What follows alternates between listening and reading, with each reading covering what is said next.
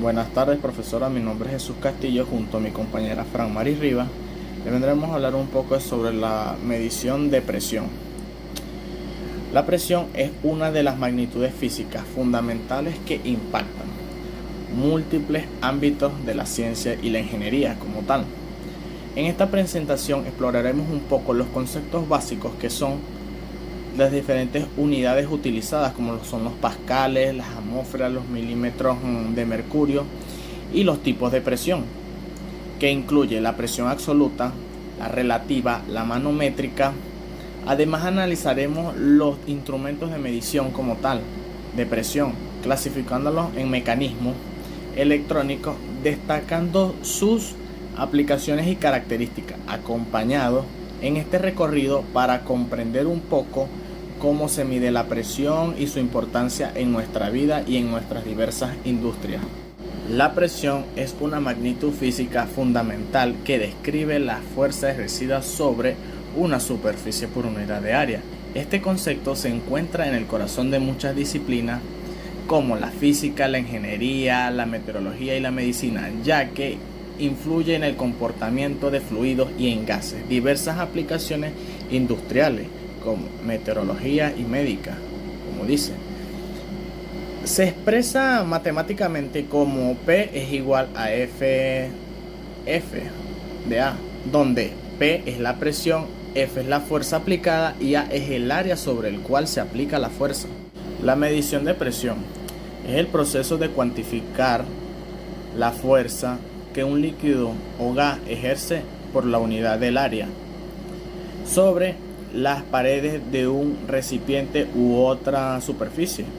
La medición de presión es fundamental en diversas aplicaciones, incluyendo la ingeniería, la meteorología, la medicina y la industria, como lo nombraba anteriormente, ya que influye en el funcionamiento de la seguridad de muchos sistemas y en el proceso. Tenemos que las unidades de presión son diversas y que se utilizan mayormente en contexto, en algunas de las cuales son más comunes.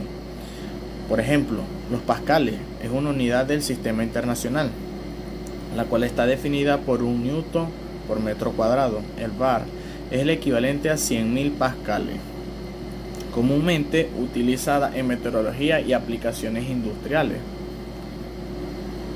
Tenemos que la libra por pulgada cuadrada, usada principalmente en Estados Unidos. Tenemos que los milímetros de mercurio, basadas en las alturas de la columna de un mercurio como tal, frecuentemente utilizada lo que es en medicina y en meteorología. Tenemos lo que es la atmósfera, la cual está definida como la presión ejercida de la atmósfera sobre el nivel del mar. El torr es utilizada en aplicaciones de vacío y en la medición de presión como tal. Y los kilopascal, mayormente conocidos, común es una aplicación meteorológica y de la ingeniería. Cada una de estas unidades que le estoy hablando tienen su aplicación específica y es importante elegir adecuadamente según el contexto de la medición que se requiere. La presión puede expresarse de varias maneras, dependiendo del contexto y de la aplicación de esta. La presión absoluta es la presión medida en relación con el vacío absoluto. La presión relativa, también conocida como presión manométrica, se mide en relación con la presión atmosférica, que es la presión manométrica. Similar a la presión relativa, es la presión de medida con respecto a la presión atmosférica, como dije anteriormente. La presión diferencial se refiere a las diferencias entre presión entre dos puntos del sistema, que es la presión estática, es la presión que mide un fluido en reposo, y la presión dinámica relacionada con el movimiento de un fluido. Cabe destacar que cada tipo de expresión que le nombré a continuación tiene una importancia y una aplicación específica para cada orden como tal. Cada presión se puede clasificar de varias maneras, dependiendo del contexto y de la aplicación. Está según la referencia de medición, las que nombramos anteriormente. Está la presión absoluta, la presión relativa, la presión diferencial. Según el estado del fluido, tenemos que la presión estática es la presión de un medio de un fluido en reposo, la presión dinámica relacionada con el movimiento del fluido. Según el tipo de fluido, tenemos la presión en vapor, presión ejercida por el vapor de un líquido en equilibrio con su fase líquida. La presión hidroestática, presión ejercida por un líquido en reposo debido a la gravedad.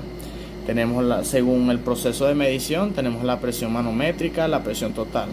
Y según el uso de en aplicación, tenemos en aplicación para el trabajo y presión en la seguridad.